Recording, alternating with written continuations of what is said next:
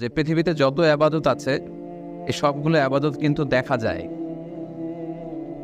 যেমন আমরা যখন সালাত অফার করি এটা দেখা যায় যে একজন রুকু করছে, সিজদা করছে।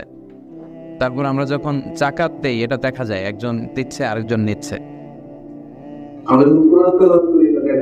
যে একজন কোরআন নিয়ে পড়ছে, সামওয়ান ইজ রিসাইটিং। কিন্তু সিয়াম পালন করলে দেখা যায় না। এই যে সকাল থেকে সন্ধ্যা পর্যন্ত আমরা সিয়াম পালন করছি, এটাকে দেখা যায়? এইখানে দেখে বোঝার উপায় আছে যে আমরা যে সিয়াম পালন করেছি, বা একজনকে দেখিয়ে যদি জিজ্ঞেস করা হয় যে এই লোকটা রোজা রেখেছে কি রাখে নাই, আপনি বলেন, বলা যাবে? কারণ কারো চেহারা দেখলে বোঝা যায় না। আমরা হয়তো বাসায় খেয়ে আসছি, কিন্তু এখানে এসে সবার সাথে রোজাদার হিসেবে বসে আছি, এমনও হতে পারে, যদিও আমরা সবাই রোজা রেখে এসেছি। তো সিয়াম হচ্ছে এমন ইবাদত, এটা দেখানো যায় না। এটা শুধু আল্লাহই জানে যে আমি এটা পালন করছি কি করছি না।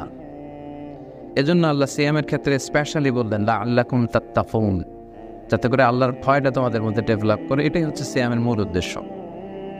ওমর ফারুক রাদিয়াল্লাহু তাআলা আনহু, তিনি উবাই ইবনে কাব রাদিয়াল্লাহু তাআলা আনহুকে একবার জিজ্ঞেস করেছিলেন, ইয়া উবাই, হে উবাই, মা হুয়া তাকওয়া, তাকওয়া কি? এই যে আল্লাহ বললেন লাআল্লাকুম তাত্তাকুন, সিয়াম পালনে তাকওয়া অর্জিত হয়, তাকওয়া কি?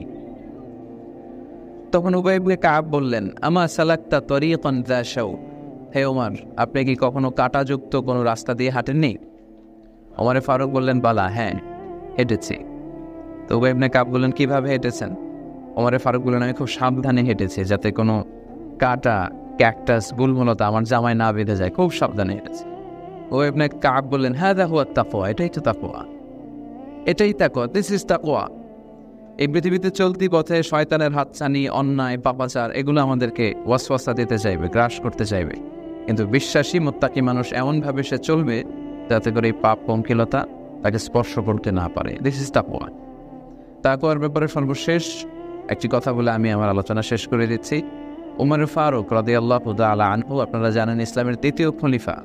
সহিহ বুখারীতে এসেছে উনি থাকতেন ফি আওয়ালিল মদিনা, মদিনার উঁচু এলাকায়, আপার সাইডে। ওনার অভ্যেস ছিল উনি রাত্রেবেলা জনগণের খোঁজ খবর নিতেন, কে কেমন আছে, ছদ্মবেশে। তো এক রাতে খোঁজ নিয়ে ফিরে আসছেন, হঠাৎ তিনি এক প্রাচীর ঘেরা দেয়ালের সামনে দাঁড়িয়ে দুজন নারীর কণ্ঠ শুনতে পেলেন, তারা কথা বলছে। তো তিনি থমকে দাঁড়ালেন, তিনি মনোযোগ দিয়ে খেয়াল করে শুনবার চেষ্টা করছেন যে তারা কি বলছে। তো তিনি শুনতে পেলেন যে বয়স্ক একটা কণ্ঠ ভেসে আসছে একজন নারীর। তিনি তার মেয়েকে উদ্দেশ্য করে বলছে যে, মা, তুমি তাড়াতাড়ি ওটের দুধ দহন করো আর এই দুধের সাথে পানি মিশাও, তাহলে বাজারে অনেক বেশি দামে বিক্রি করা যাবে। তো তখন তিনি কাউকে দেখতে পাচ্ছেন না, শুনতে পাচ্ছেন যে এবার মেয়েটা উত্তর করছে যে, মা, আপনি কি জানেন না ওমর ফারুক তো বিধান জারি করেছে যে মদিনায় দুধের সাথে পানি মেশানো হয়েছে, এটা যদি প্রমাণিত হয় তাকে কঠিন শাস্তি দেওয়া হবে। তখন মা বলছে যে, এত গভীর রাত, এখন ওমর ফারুককে তুমি পেলে কোথায়? সে নাই, সিকিউরিটি নাই, তার সৈনিকেরা নাই, কেউ তো নাই, তাড়াতাড়ি তুমি দুধের সাথে পানি মেশাও। তো তখন ওই বৃদ্ধা মহিলার মেয়েটি একটা অসাধারণ আনসার করেছিল।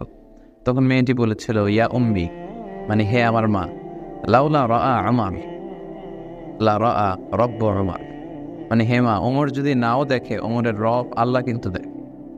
লাউলা রাআ আমার, মা, ওমর দেখছে না এটা ঠিক, কিন্তু লা রাআ রব্বু উমর, ওমরের রব তো দেখে, তার চোখকে ফাঁকি দেব কি করে? দিস ইজ তাকওয়া। সম্মানিত ভাই এবং বোনেরা, দিস ইজ কল্ড তাকওয়া, এটাই তাকওয়া, যে পৃথিবীর কেউ দেখে না কিন্তু আল্লাহ দেখে, এটা হচ্ছে তাকওয়া। এজন্য আল্লাহ বলছেন লাআল্লাকুম তাত্তাকুন, এই সিয়াম প্র্যাকটিস করার মধ্য দিয়ে তোমাদের মধ্যে তাকওয়ার এই গুণটা ডেভেলপ হবে। তো আমরা এই সিয়াম সাধনার মধ্য দিয়ে যে উদ্দেশ্যে আল্লাহ সিয়ামকে আমাদের জন্য ফার্স্ট করেছেন সেটা যেন আমরা এনশিওর করতে পারি, আমরা যেন তাকওয়ার গুণে গুণান্বিত হতে পারি। আল্লাহ আমাদের সবাইকে কথাগুলো বুঝবার ও আমল করার তৌফিক দান করুন।